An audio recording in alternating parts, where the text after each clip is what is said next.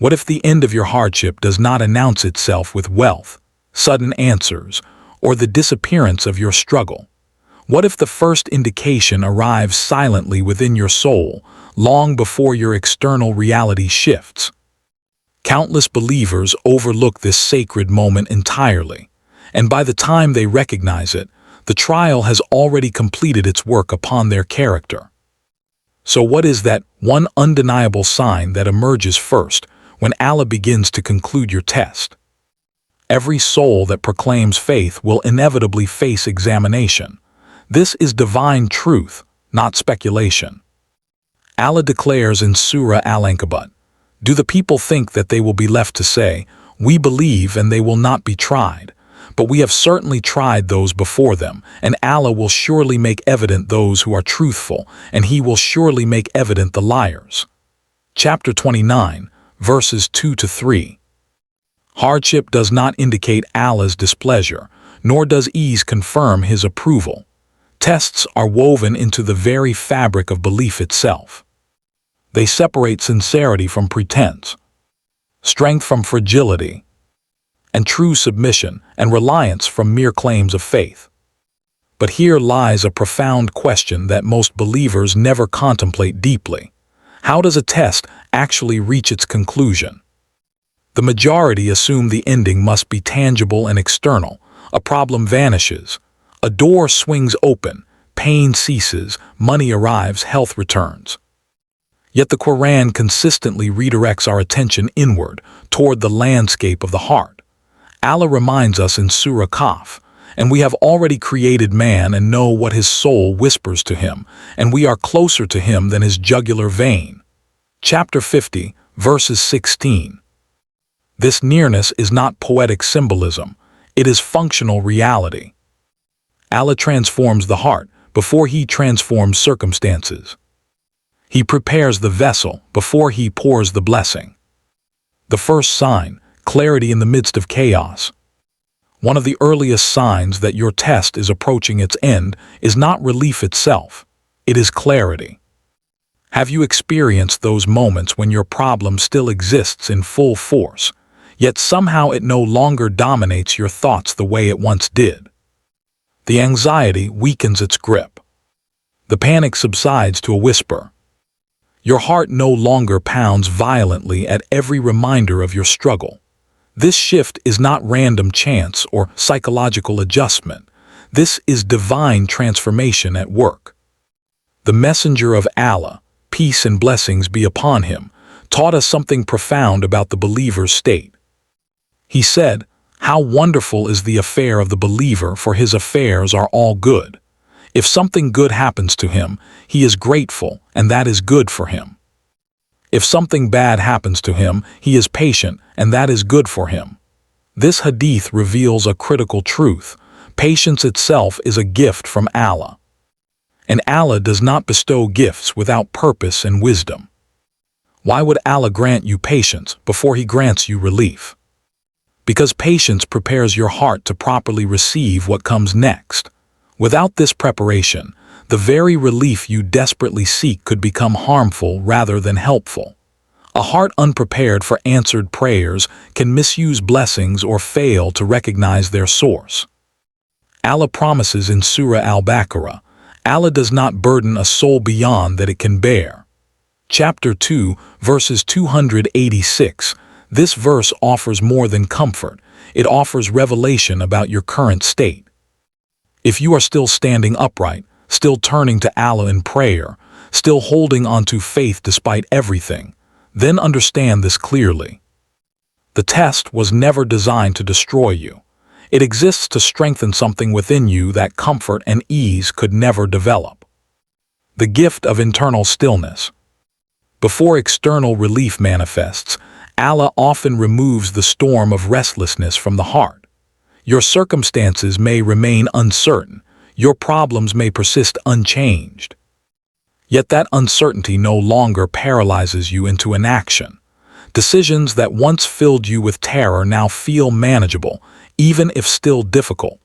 You begin to respond with wisdom instead of reacting from desperation. This represents the first significant internal shift.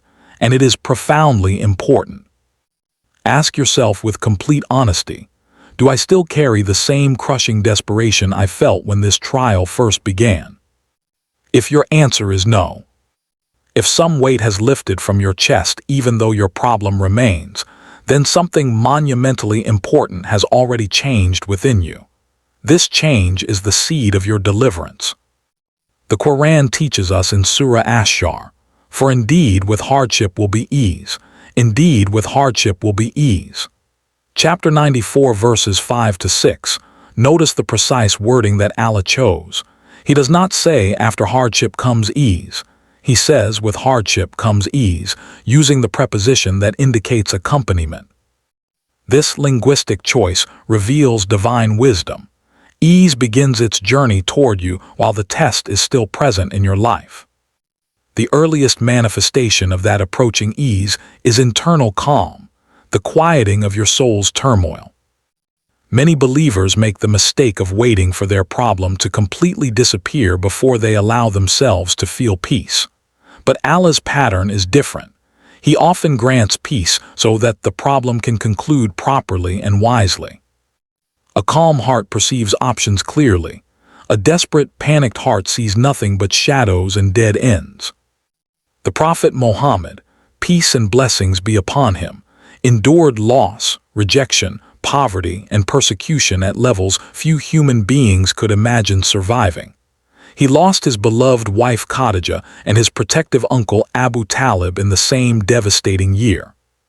He was expelled from his hometown. He was mocked, attacked, and plotted against. Yet before military victory arrived, before Mecca opened its gates to him, before Islam spread across the land, his reliance upon Allah deepened until it became unshakable. His heart remained absolutely firm, even when external circumstances appeared completely unstable and hopeless. This is the divine pattern that Allah has established. Hearts are purified and prepared before doors are opened and victories are granted. Acceptance without bitterness. Another profound sign that your test is nearing completion is acceptance without resentment or bitterness. Understand clearly, this does not mean passive resignation or giving up your efforts. Rather, it means trusting Allah's timing with such depth that anger fades and is replaced by genuine trust. When you stop mentally fighting against Allah's decree, and instead work within it with patience and wisdom, the lesson your trial was meant to teach is nearing its completion. Allah does not prolong tests without divine wisdom and purpose. Reflect deeply on this truth. If your heart is closer to Allah now than it was before your trial began, if your prayer has deepened, if your reliance has strengthened, if your awareness of your need for Him has intensified, then your test has already succeeded in its primary purpose. You have been elevated spiritually, even if your circumstances have not yet shifted. At that blessed point, external relief becomes secondary in importance. You are no longer defined and controlled by fear. You are guided by trust in your Creator. When Allah concludes a test, He does not merely remove pain and difficulty. He elevates the servant who endured it. The Quran tells us in Surah Al-Mujadila, Allah will raise those who have believed among you and those who were given knowledge by degrees. Chapter 58 verses 11. Trials and hardships are among the primary means through which this elevation occurs. They strip away false confidence, reveal inner strength you did not know you possessed, and forge unshakable reliance upon Allah alone. The transformation before the deliverance. Before deliverance arrives at your door, something essential must occur. You must become someone capable of carrying what Allah is preparing for you. Tests do not merely reveal character. They build it, refine it, purify it. The person who emerges from genuine hardship is not the same person who entered it. That transformation is itself a form of mercy, even if it arrives wrapped in difficulty.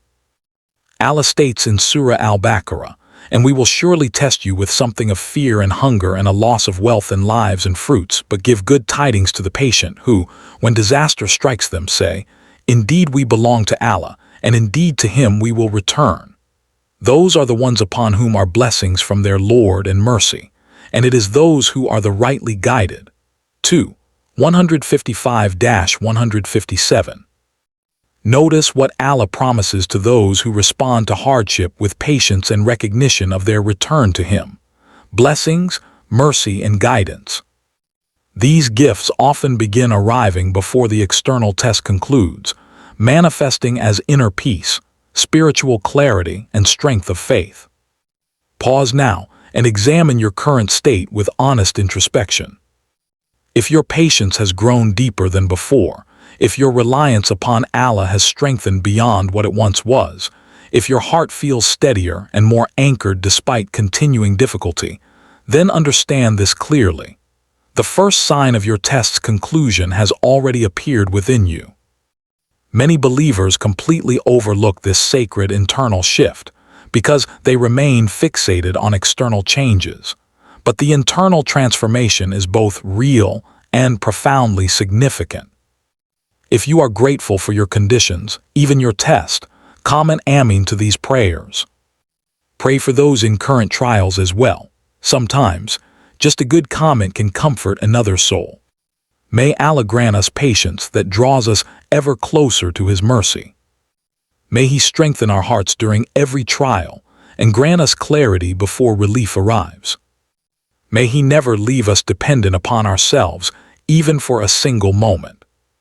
May He make our tests a means of purification and spiritual elevation, and may He grant us ease in the time and manner that His infinite wisdom knows is best. Ameen.